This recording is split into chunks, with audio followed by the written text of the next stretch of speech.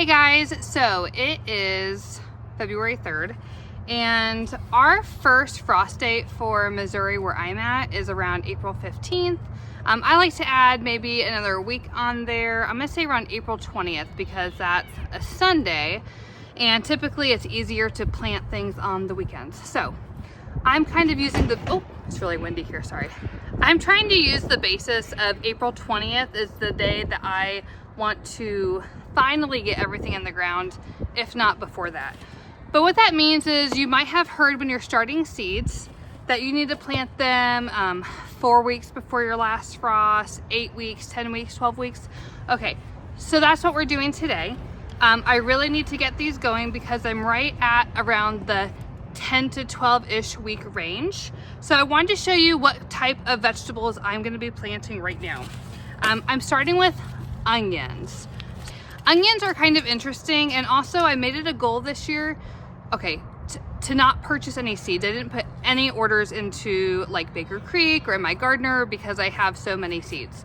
However, there is a health food store around here that always sells Baker Creek because I only live like 45 minutes from there. And so I will say on occasion or every grocery trip that I'm there, I might pick up a seed or two. That goes without saying that I'm trying not to buy any more seeds. So we're planting onions and I'm gonna try all of these different types of onions because I really have only had luck growing onions one time, like 5 years ago, and they were red, and I remember their name was like Florence, but they were kind of an elongated red onion and they actually did pretty well. So this is kind of interesting, and I'm gonna put up a map here so hopefully you'll be able to see it. But onions come in different ranges. You can pick between a long day onion, a short day onion, or in between there's an intermediate day onion. I have mostly long day onions for some reason, and then I have 2 short day onions. Now where I'm at in Missouri is smack dab in the middle, so I guess an indeterminate onion would be my best bet. And sorry, I'm gonna try and speak a little bit louder because I never know when this train's gonna come by. So back to our onions. So in the north, long day onions grow better because they need longer days, more sunlight to create their big bulbs. In the south, shorter day onions work better because they need less. So long days are upwards of 14 to 16 hours of sun, and then short day are maybe around 10 to 12. And then you have your intermediate day onions. Sorry, I keep thinking indeterminate, that's a tomato. You have your intermediate day onions in the middle, and those are about 10 to 12. So we're just gonna try long and short and just kind of see what happens.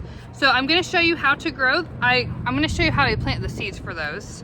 We all plant our seeds different. There's really no right or wrong way. I mean, you just need soil, moisture, and a seed, and it needs to stay warm for a while. So plant in whatever you can. Because if you're growing a garden to save money, it's silly to go out and buy all this expensive gear.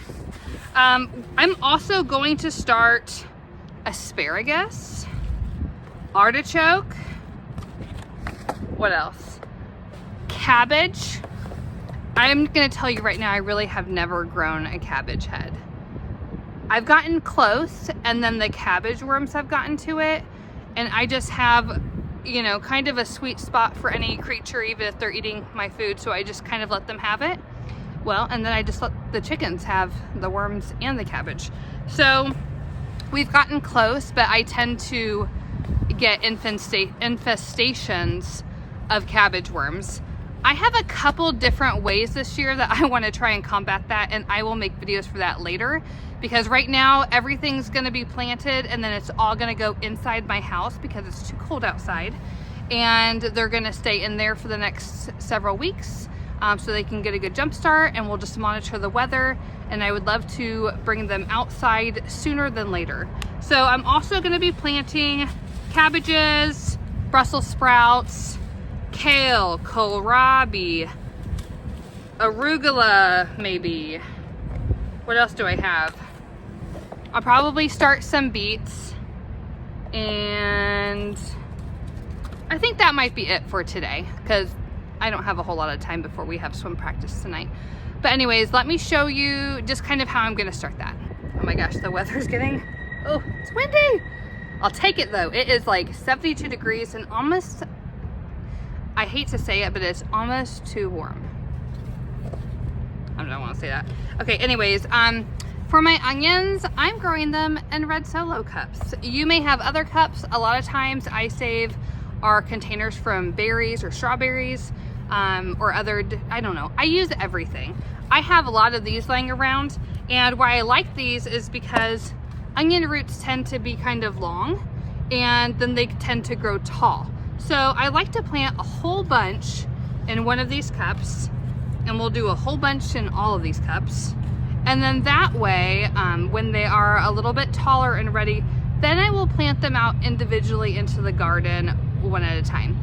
Their roots really don't get too tangled. They kind of grow more down, and they're real easy to kind of like maneuver, and you'll see when I do that. But for right now, we're gonna plant them all together because that's gonna save a lot of space. If you don't have a lot of space in your house to grow vegetables and everything, like growing them together and then planting them out later individually is so much better. But first, these guys need a drainage hole. Otherwise, the roots will maintain moisture the entire time, and they will rot and they will die. So you must have a drainage hole in the bottom. I'm gonna use a drill. Best thing to do is do several at a time in a stack. And I'm gonna have to put this on the ground actually to show you. Just do them in a stack and easily just, oh, hello. And then back it up. Well, you just cannot back it up when you have one hand. Perfect. They really only need one hole. So we're just gonna do that for the rest of them now. Okay, so I have all of my holes drilled in these, and I have 18. So you might be thinking, once I fill all these up with dirt and everything, am I gonna have to carry them individually, you know, one by one, and then the water's gonna leak out? No. So you can go to any store. Ooh, wind again. Menards has these. I'm sure Lowe's and Home Depot have these. Walmart might even have these. But these are 10 by 20 trays. And I believe they fit about 18 red Solo cups in them, which is perfect. And what's nice about these is they don't have holes. You can buy ones with holes, and you can buy ones that don't have holes. If you're putting cups in there with holes, you want trays that don't have holes, because otherwise they're gonna leak out. So you want all the water to stay in here if it does leak out. So I'm going to fill these all up with soil. That's the second thing. I have 2 types of soil here. I have, what do I have? They're both organic. I have a potting mix soil, and then I also have a flower and vegetable garden soil. The flower and vegetable garden soil is more coarse. It's got mulch in it. It's just not as fluffy and soft as the potting soil is. But I want to show you, probably I'm going to do a version of both of these just so that you can see. I don't think it's going to matter for our germination for these onion seeds. A lot of the times I just use the raised bed garden soil or something like that. It is a little bit more coarse, but I've never noticed it to have a bad reaction with my seeds. So my seeds all still grow in it. It's probably not best for maybe maybe seeding like root vegetables, because they might grow wonky with larger pieces of stuff in there. But anyways, I think it's worth it because it's usually like $4 or $5 cheaper than the potting soil mix. So I'm gonna fill half of them up with the potting mix and half of them up with the other, and we will get right back.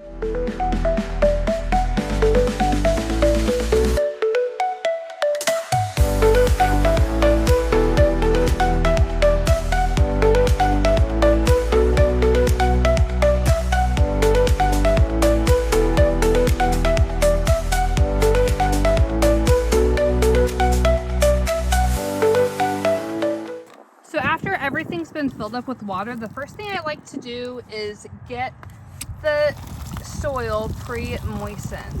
So I am just pouring a good amount of water on them.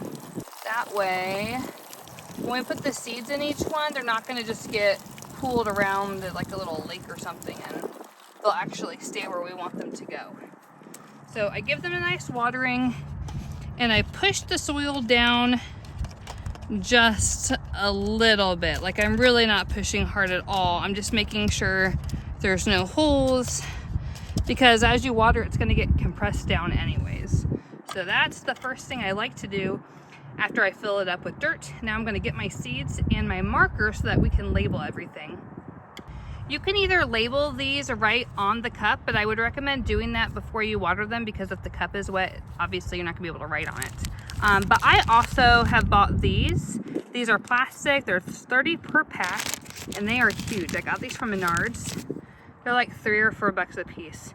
And generally speaking, that could be kind of expensive. So if you wanna be like me and save your money, I cut them down the middle and then down the middle. And so each one of these is 4 now, and I'll write on it and stick it in the one of them. And I'm gonna have little rows for these, so that's just how I'm gonna label them this time. I've used popsicle sticks before because they're super cheap. Don't do what I did. They all broke off at soil level because at some point the popsicle stick stayed moist the entire time. It eventually broke off, and I didn't know what any of my peppers were, which is the worst one because some were hot and some were sweet. And so that was kind of a wash for peppers last year. So don't be like me. Make sure you label well. So I'm gonna start off with these Utah Yellow sweet Spanish onions from In My Gardener, one of my favorite seed companies. And I got my label. I'm gonna use 3 cups each for the long day. And I'm gonna make sure that I use a mixture of the potting versus the raised bed soil. So just to see what happens. But the way we're gonna do this is I like to just sprinkle some in my hand. As you can see, hopefully that's not too blurry. And then we'll just get our first cup. We're gonna use the raised bed soil. I'm just sprinkling them in. Now, since this one's the raised bed soil, I'm gonna put in a little bit more soil on top of them because they do like to be covered about 1/4 inch down. And then I kind of just pat it down to make sure that the seeds have contact with the wet soil on the bottom. And then before I stack these, I'm gonna give it one more little mist of water, just so that it stays moist. And then it's gonna go in our rack over here. That way we can get ready to grow onions. So let's give a little bit more water, just a tad. That way this doesn't get full of water again. And then we're gonna stick it right there in the corner. Now for our second one,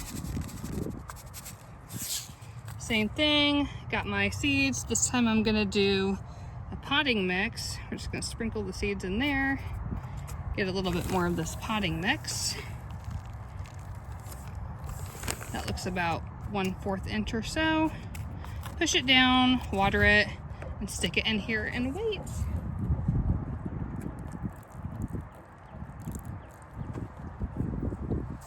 I'm gonna continue doing this for all of the rest of the onions, and we'll come back to show you what it looks like in the end. Okay, so now that the onion seeds are planted, I'm gonna move on to a few other things I wanna grow this year. I'm gonna try green globe artichoke.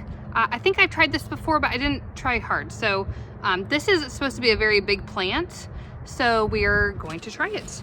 Also, Mary Washington asparagus. I have grown my own asparagus almost. It's kind of a biennial, so the first year you grow it, it looks more like whimsy, like a fern. And then the second year is when the stalks actually start poking up, and it is really weird to just see. It's just weird to see just an asparagus stalk sticking out of your garden. So you have to grow it because they're so fun, just for that. And they grow. They'll keep growing forever, I think. They're perennials. So you don't have to replant them every year. They will make more of themselves, and they will just keep growing, and it will be the gift that keeps giving all that, you know, asparagus. Sorry, this wind keeps blowing my camera over. And then lastly, I thought I would just plant the rest of these seeds because honestly it says sell by December of 2020, and whoa, hello. And it's 4 years, yeah, it's a little over 4 years expired. So let's see if they still work. A lot of these seeds will still work probably, but the germination rate just kind of goes down. So there's a good amount in there. And honestly, I really don't even like celery, but I have heard that it tastes so much different if you grow it yourself. So maybe I'll like it because it's really good for you. So those I'm just going to plant again in red solo cups, but these ones I just labeled. So I'm just gonna throw a bunch of seeds the same way I did it for the onions, maybe a little bit more dirt for like the asparagus because the seeds are larger. So it says grow in a 1/2 inch deep soil. So I mean, I've had my kids help me with seeds all the time and they for sure don't have a ruler out there. So I think as long as you cover them with 1/4 to 1/2 inch and not like 3 inches of soil, then they should be fine. So I'm gonna go plant those real quick. I want to show you real quickly how big these artichoke seeds are. So they're pretty hefty, and I also don't put one in each cup. Like with the asparagus, I sprinkled it in. With the artichoke, I had about 15 seeds, so I put 5, 5, and 4 in each one. And when they start growing up, like maybe a few inches above the cup or so, or when it's a good time to get them outside, I will either pot them up, meaning I'll pour this out, separate the roots very gently, and put them all in their own cup, or I will plant them right in the garden. So that's a good way to save time too, is just kind of putting them all in there like that. And now I'll cover them with about a 1/2 inch of dirt. Look at how tiny those celery seeds are. I just threw the whole pack in there that was maybe half full. Since they're over 4 years old anyways, we'll just see what grows. With these ones, they're so tiny, so we're only covering them up with about 1/8 of an inch. So really the lightest sprinkle of soil will do. So the last thing I'm going to grow,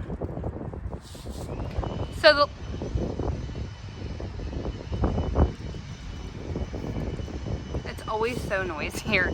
So the last thing I'm gonna plant after I did the onions and I did the asparagus and the artichoke and the celery, I'm also gonna do cabbages, some kale, and some Swiss chard and get those going. Sorry with all the noise right now. It's the afternoon, so everyone's like kind of coming home and working. But I'm gonna use, I've got, that truck is really loud. You know, you just have to garden and you just have to do it where you are. So that's what we're doing. I've got several cabbages we're trying because like I said, we're just gonna try them all. I've got all these seeds. Let's just see what happens. I've got a couple of different kinds of kale. I've grown this Russian red, but I like to call it Ragged Jack. So Ragged Jack kale is really good. I've also got dwarf Siberian. And then I've got some of these beautiful Swiss chards. This is the Vulcan, and I also have rainbow Swiss chard.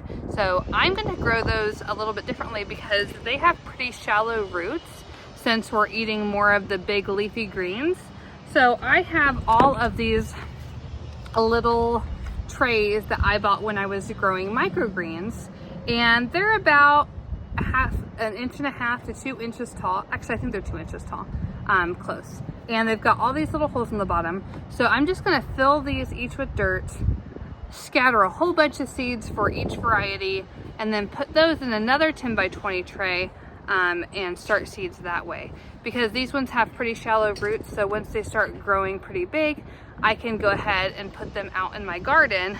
And I may cover the rows with some kind of plastic to get them out even earlier, or I might just pot them up into bigger pots individually and keep them inside until it's warm enough to get them planted out. They can do well in a little bit of frost, so it's kind of nice. And a lot of the times you want to grow these cabbages, kales, and stuff before the heat of the summer. So I'm trying to get them early so that I can hopefully have a cabbage or something. But you know what, if they don't head up and they're full of worms, I can throw them to the chickens or I can throw them to the rabbits. It's fine. Like everything's just an experiment in the garden, isn't it? And it's been 10 or 11 years in the garden for me, and I still haven't had a head of cabbage. And I really like sauerkraut. So let's just cross our fingers that we can get that going, and I'll show you how I plant these little guys. So I'm going to plant these ones up the same way. I'm just gonna get a little tray for each one, fill it with, this is the raised bed dirt, kind of pack it in there a little bit, pre-moisten it. Do a little bit more, kind of just make it even. And that's our first one is ready to go. I'm gonna plant these. I've had these seeds for a while. Let me try to say it. Violacio de Verona. Whatever it is, I really like how pretty the cabbage looks. So, here I'm just going to scatter the seeds. That's probably like 30 cabbages. I don't know why I think I can plant that many, but that's fine. Because we have lots of neighbors and friends and other people who might want to come and buy them. And then you're just being a self-sufficient homestead, because you could buy all this stuff in the store. Like, you could go buy cabbages. It's going to cost you like $5 or $6 for a cabbage to plant. But then you're also not going to have the cool heirloom variety that you can grow yourself. So, see, one set up. We're going to put that in there. I don't know. We're just gonna put it in there like that. It's fine. And then we're gonna go ahead and set it in our tray. Now we have, this is gonna hold 8, because these are 4x4 and this is 10x20. So 8 little guys. So let's keep going.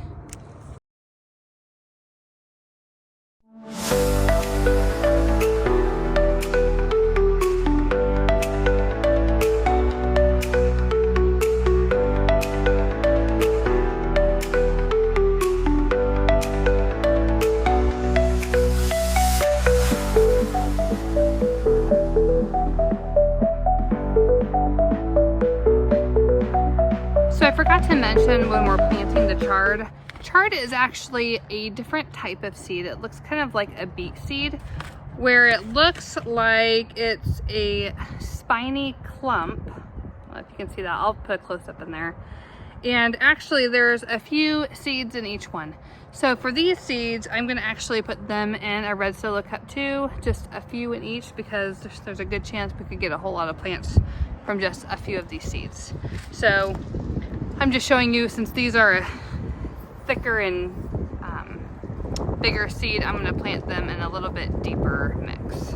That's how big the seed is, and yes, I have very dirty hands, and I'm very blessed to have dirty hands, so it's just my life, and I love it.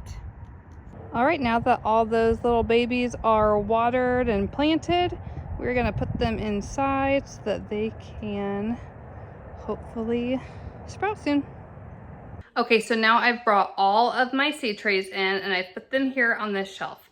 You may not have a shelf designated for growing stuff.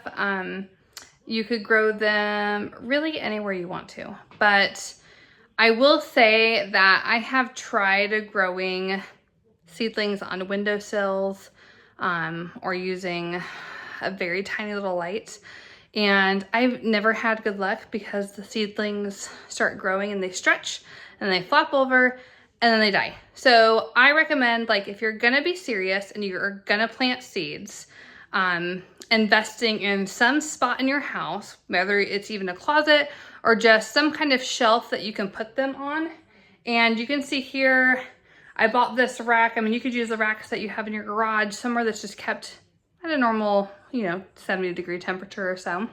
But then I also use these lights, and these are not grow lights.